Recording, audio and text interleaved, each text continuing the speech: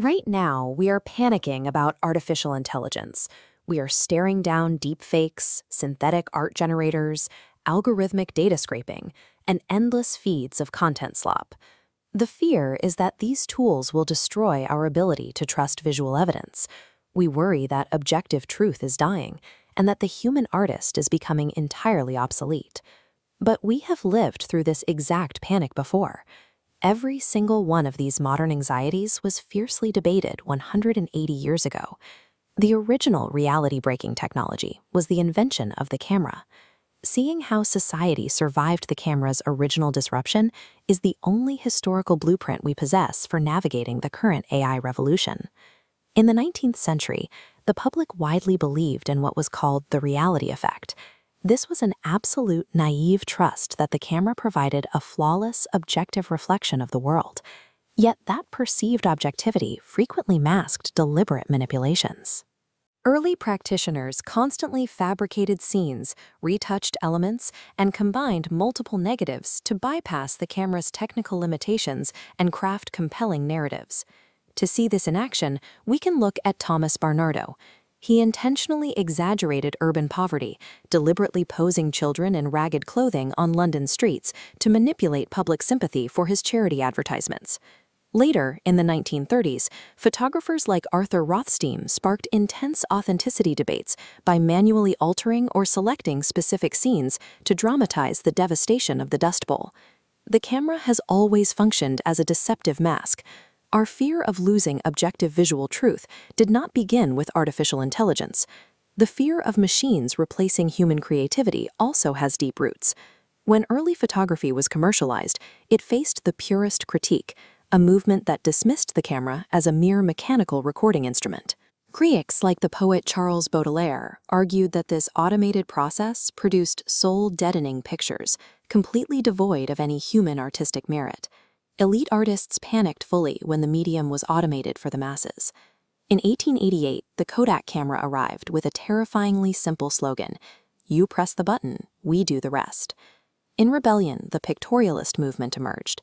These artists intentionally de-skilled their work, using intense darkroom manipulation and soft focus so their photographs would resemble hand-worked paintings instead of mechanical reproductions. Today, artists are pushing back against flawless AI generation by retreating to physically flawed 19th century analog techniques. They are fighting the algorithm exactly how 19th century artists fought the camera. We also worry about facial recognition and massive algorithmic data scraping. But the philosophical drive to quantify and harvest human information traces back to late 19th century law enforcement. Alphonse Bertillon revolutionized surveillance by inventing the mugshot. He broke human physical appearances down into strict, standardized units that could be easily categorized.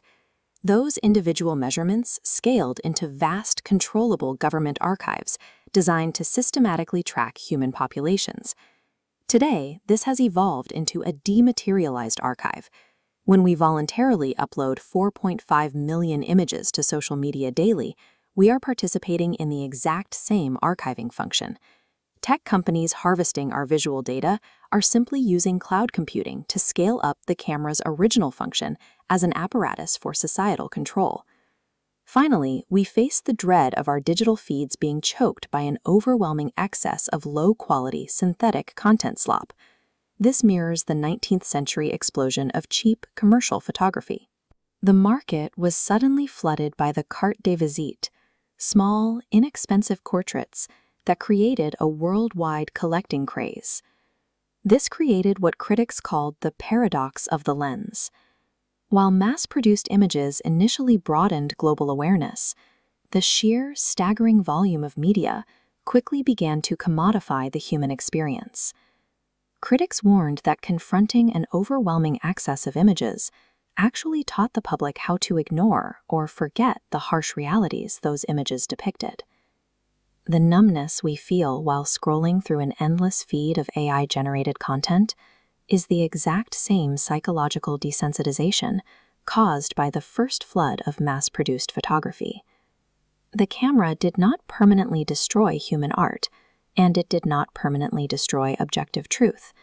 Instead, it forced society to evaluate those concepts differently. It pushed painting away from strict realism toward abstract modernism, and it forced the public to develop a critical visual literacy to navigate manipulated media. Eventually, the camera evolved past its reputation as a soul-deadening machine, becoming one of humanity's most profound tools for personal expression and social reform. While the underlying technology changes, our human anxieties and our cycles of adaptation remain exactly the same. Artificial intelligence is not the apocalyptic end of art or truth. It is simply the next disruptive mechanical lens that humanity must learn to critique, tame, and master.